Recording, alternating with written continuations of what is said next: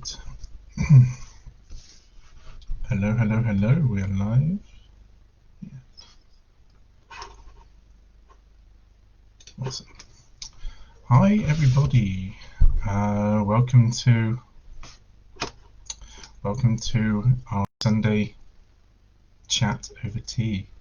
This is a regular event I'm going to be doing every first and third Sunday of the month. We'll have our monthly topics, and I invite you to bring your beverage of choice. For me, it's this awesome Bengal spice tea, which is completely new to me, but it's become my new favorite. It's like Indian spices with carob, and it's bloody good. So I invite you to like the video if you like what I'm talking about. Leave a comment. Tell me what tea or what beverage you're drinking with me today. It all helps the Facebook algorithm. It helps this video to get out and be seen by more people. So that would be awesome.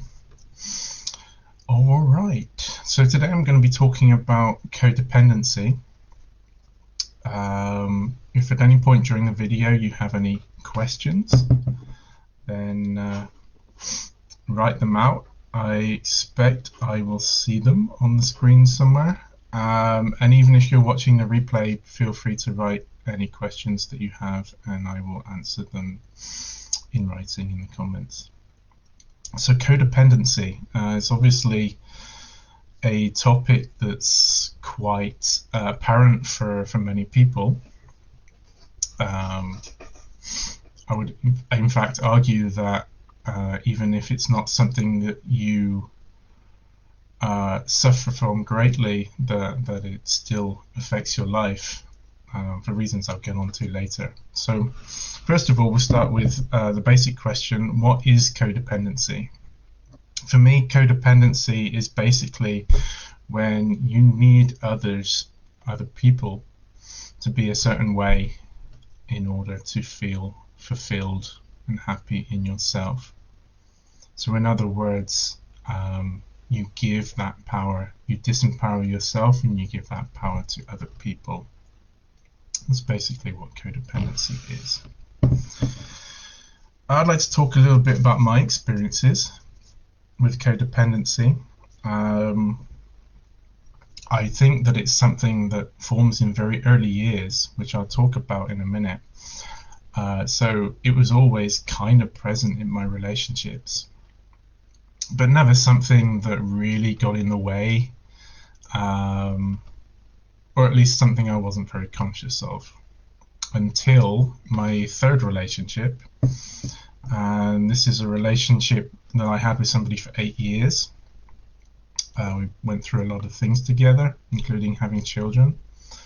And the relationship started in this very kind of whirlwind romancy kind of way, as many relationships do. And it went very quickly. So we went through different stages of getting to know each other very, very fast, which felt wonderful at the time. We were pretty much living together more or less after 3 or 4 dates, and it felt amazing.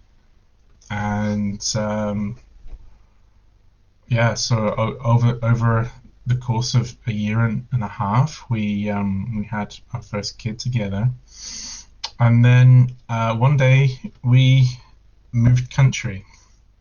We moved to the country that she is from, which is Austria. I'm still here after 10 years. But what happened when we moved is she moved over with my daughter, and I came about 6 weeks later. And when I moved over, because I was leaving every part of my life behind, I was really very much holding on to the role of a father, and be a partner. These were the things that I was sustaining myself with through the move. And I got there, and my role as a father had very much changed, because my daughter had latched onto her new Oma, her grandma, and which was also a different story.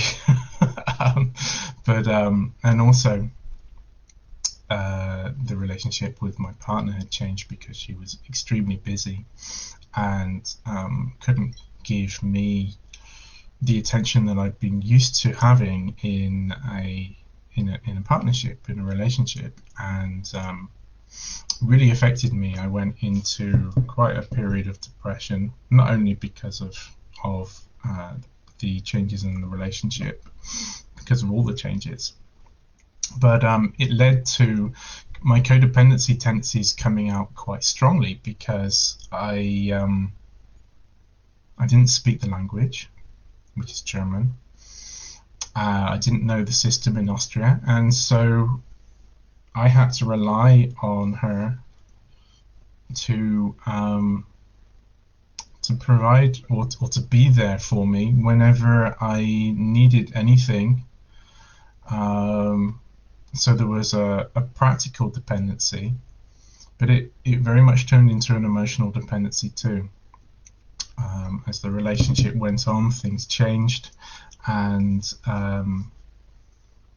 I expected things to be as they once were, and they weren't. And so I had a lot of problems with it.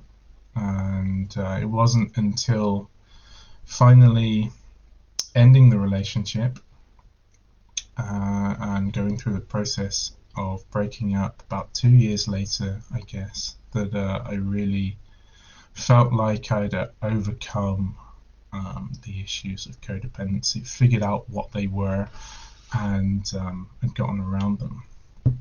So that's a bit about my story. I'd like to talk a little bit about how codependency forms. Might be a little bit different to some versions that you've heard, if you've heard other versions, but that's why I want to share them. So basically, when we come into being as a baby, our sensual perception is very undefined. So, for example, we can smell tastes, we can hear sights. It's very difficult for the brain to imagine, but everything is kind of mixed up, and that also extends to our perception of self. There is no real perception of separate self when you're a baby, and therefore that extends to your environment and the people around you, especially the primary caregiver, usually the mother, or the parents, or whoever's taking care of you. And this kind of sets the stage for codependency tendencies to form. It's almost as if the whole way that we come into life and the way that we're brought up is designed for this, somehow. Because as we grow up, we realize that we are separate beings, we're separate entities from the world around us and from our parents. And this gives us actually quite a sense of grief. It happens within the first year, usually after about 6 months, and we learn that the state of unconditional love that we've been used to, what it feels like is wholeness, completeness, is no longer complete, because we receive our love in different ways. We We're used to receiving it from the mother or the primary caregiver, our environment, but there was never a feeling of separation before. Now with the separation, you realize that you receive love from the outside, and that comes with certain conditions, usually in a child's life. Certain behaviors are rewarded, others are punished, and even with very conscious parents, this can be the case, and it's not always the parent's fault. It's simply the consciousness of the child, because however you are as a parent, if you're acting authentically, there's going to be things that the child does that you like and things that you don't like, that you react to in certain ways. So the child naturally forms an identity based on how the outer world reacts to them. And this is carried forward into adulthood. Most people still, their identities are based on how they interact with the outer world and how the outer world gives feedback. And how this manifests is that we look for romantic partners, usually, but also friendships, communities, in order to fill the gaps in where we get our love, or let's say the gaps in our self-identity.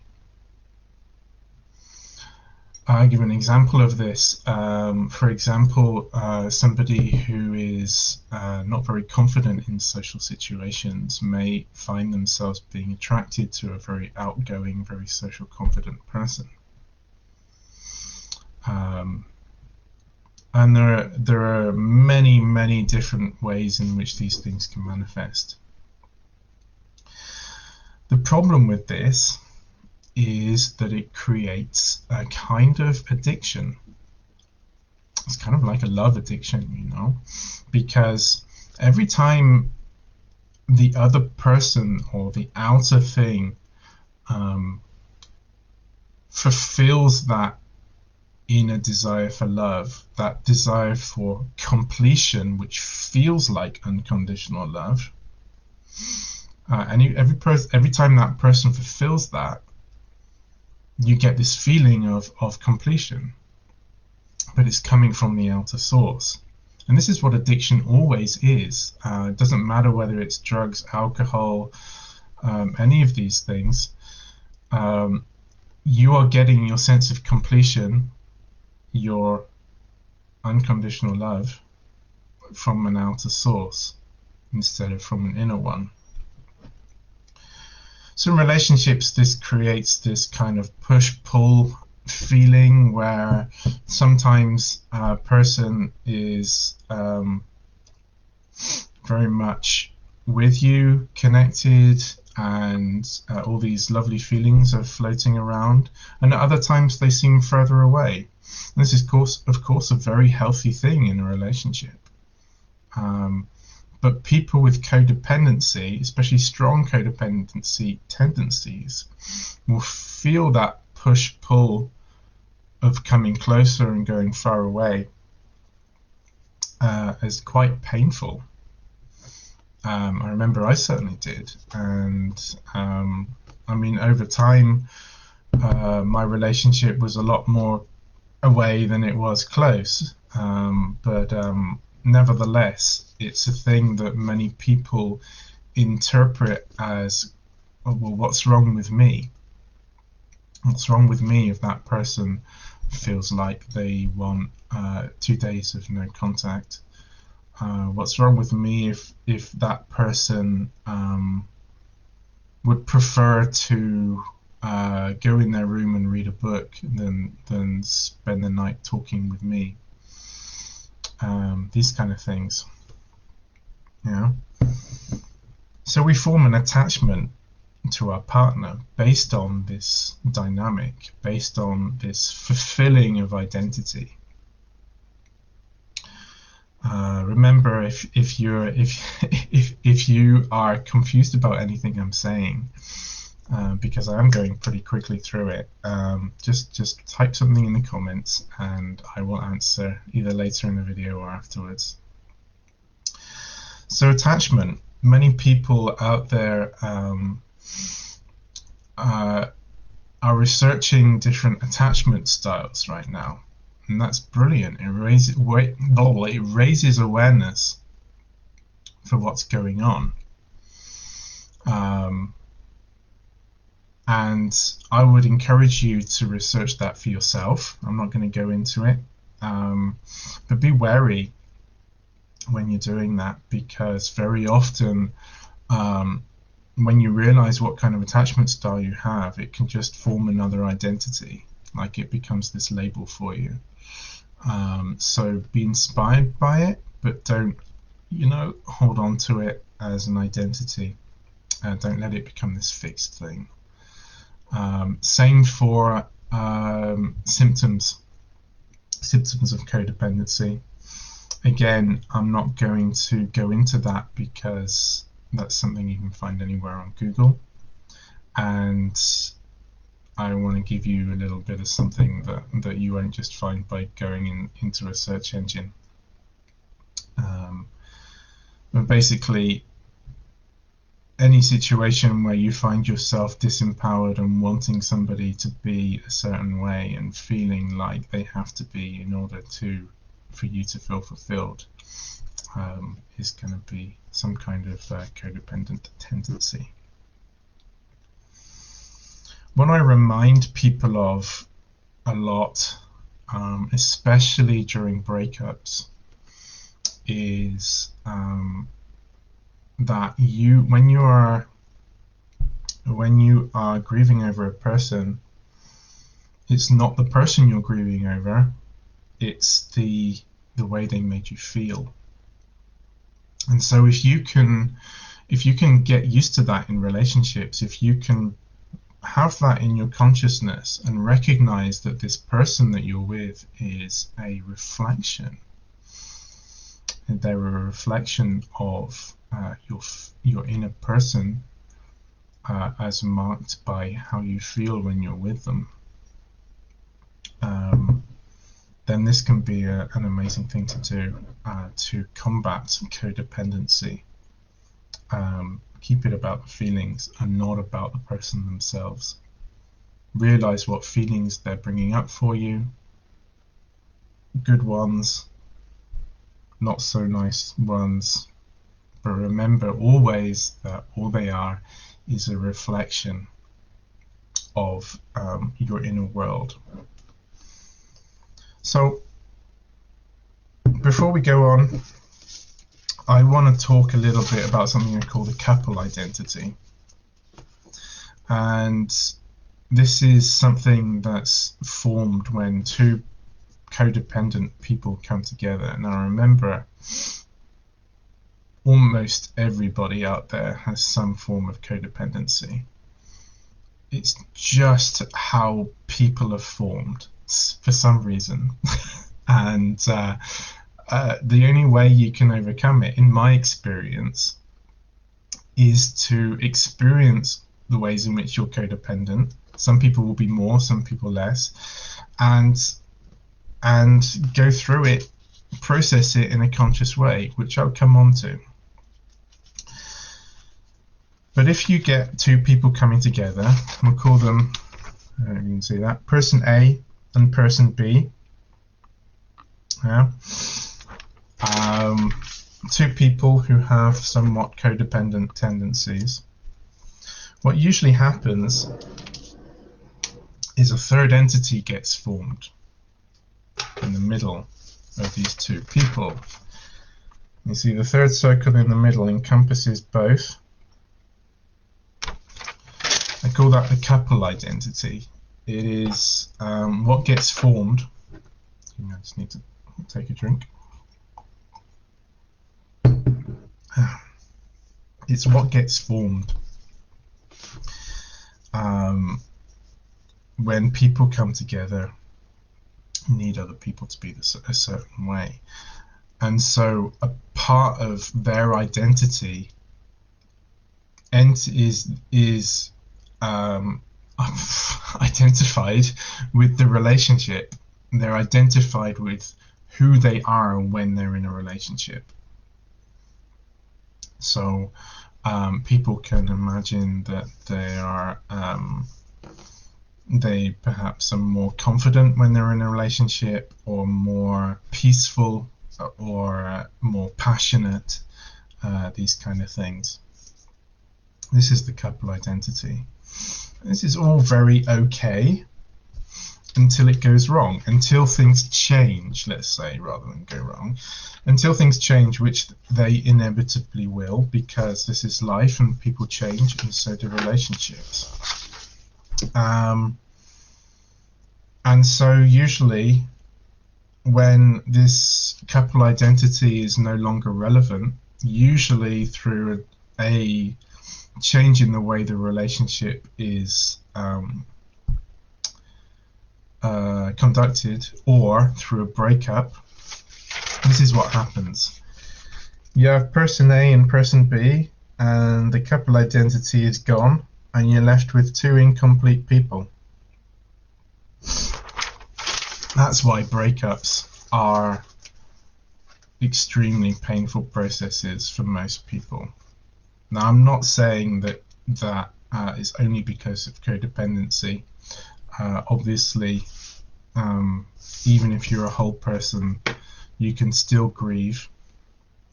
You can still go through these processes, but there's a different kind of awareness about them, and therefore it tends to go a bit faster than those people with strong codependent tendencies. So that's everything really I wanted to talk to you about how codependency is formed. As in regards to how to deal with it, I will be focusing on that a lot in the second live of the month, in 2 Sundays' time. Basically, it's about letting go of identities, otherwise known as ego. True unconditional love is only possible to give and receive without ego. Just want to let that sink in a bit. So there's many things we can do. It's about working with triggers, and it's about coming closer to the essence of who you are, which I'll talk a lot more about during the course of this month. It's also about switching the way that you perceive yourself, the way that you interrelate to the world, instead of perceiving yourself through the lens of how the outer world reacts to you. There's more of an inner-outer approach, where you feel what's coming up for you, you express it authentically into the world, and then you watch the reflection. And I'll go into a lot more detail about all of this stuff coming up this month. And I hope you've enjoyed the video. Like I say, if you've enjoyed it, give it a like, give it a comment. Hi Debbie, thanks for checking in. And I look forward to all our explorations around codependency this month. It's not a topic I've covered in quite a long time, actually. And if anybody needs any help with it, consider booking a session. I also have an online home study codependency course, which you can do in your own time. I will leave the links to those in the comments. So thank you very much for joining. I've talked for a whole 25 minutes. Wow. Go me. Yeah. I feel so much more comfortable with writing things, but I am practicing talking about things instead, and I love that I've gone for 25 minutes without taking a break. It's unusual for me. So I hope everybody has a brilliant rest of their Sunday, wherever you are in the world, and keep in touch, and lots of love to everybody out there. Take care, Lynn.